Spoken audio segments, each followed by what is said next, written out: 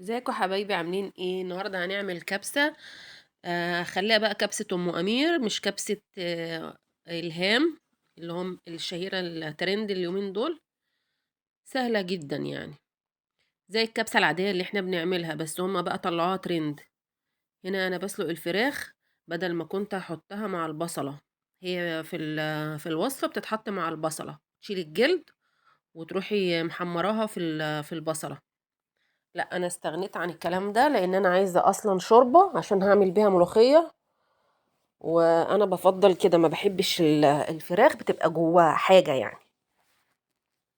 انا بحبها كده. انتوا عايزينها بقى زي الوصفه اللي هي ترند، تبقى هتشيلي الجلد وتحمري الفراخ في الحله، وتحطي البصل هتحمريه زي ما هنشوف كده، وبعدين تطلعيها في طبق، وبعد كده تروحي مرجعاه تاني لما تحطي الرز وتسوي كله مع بعضه. لا، انا بحط بقى كل الرز لوحده والفراخ لوحدها. انا بفضل كده، بس بصراحة طعمها خطير. انا حطيت بصلاية كبيرة اهي بحمرها، حطيت قرن فلفل، وهنا دي معلقة توم اللي بهرسها دي. معلقة توم بتدي للرز طعم جميل.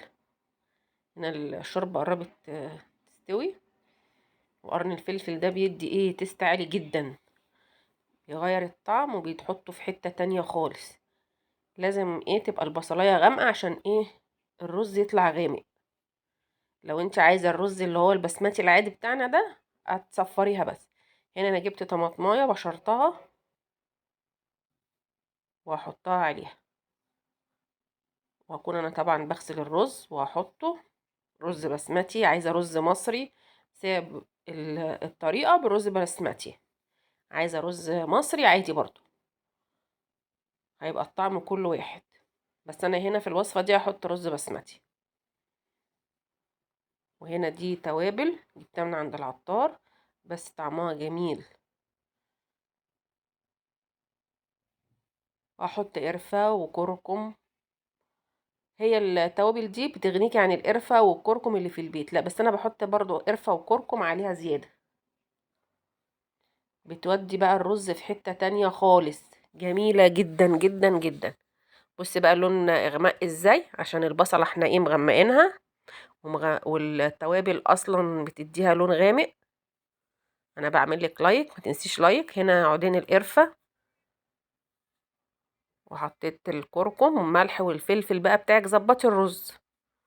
واحط الشوربة، هزود بقى الشوربة شوية عشان في الوصفة دي بتبقى الرزاية طرية مش ناشفة، تبقى صيصة. بس انا مش عايزاها صيصة قوي يعني ما زي الوصفة، لا انا خليتها المعقول يعني.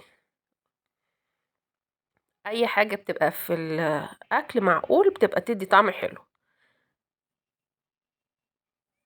وكده كده الرز البسمتي بياخد شوربة زيادة، يعني اديله شوربة ما تخافيش، مش هيتهري ولا يتعجن. وبكده تبقى الوصفة بتاعتنا خلصت، والرز بتاعنا بصي مفلفل وجميل.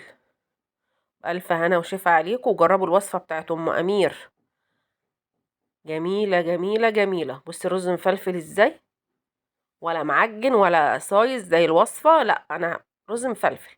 وهنا كيس ملوخية عملته جنبها، أنا بحب جنبيها ملوخية. وبحمر الفراخ عادي في الفرن، بس بتبقى جميلة يعني. بصراحة طريقة جميلة وسريعة كمان، مش بتاخد معاكي وقت خالص. هنا طبعا أنا بعمل الطشة بتاعت الملوخية. الملوخية انا ما بحبهاش تقيلة، لان مش هغمسها، انا هشربها بدل الشوربة. انت عايزة بقى تغمسيها، هتقلي معاكي الملوخية شوية. بس الريحة بتاعت الرز وريحة التوابل والملوخية، الأكلة دي بتحطك يعني توديكي في حتة تانية خالص. جربيها وعلى ضمانة أم أمير،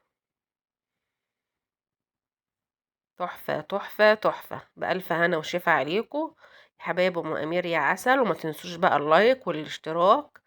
انا بقالي كتير ما بنزلش فيديوهات، بس ما تنسوش اللايك والاشتراك يا حبايب ام امير يا يا عسل.